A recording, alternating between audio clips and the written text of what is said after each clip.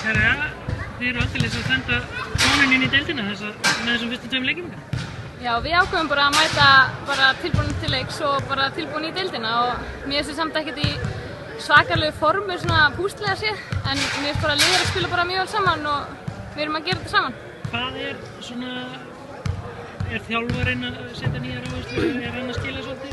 Hann er náttúrulega með bara allt aðra áherslu heldur voru fyrra, þetta er bara allt annar nánast leikur og mér finnst þetta bara að henta liðinu mjög vel.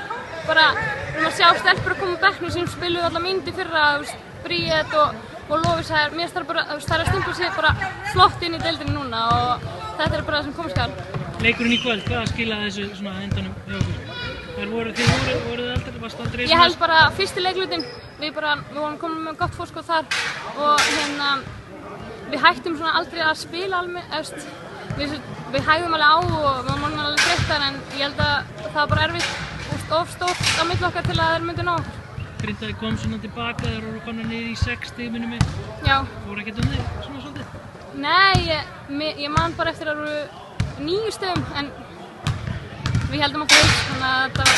Þú veist vissum í allan tíman að þetta væri sigur? Já, við vorum svo tilbúin að leikja, stelpurnar.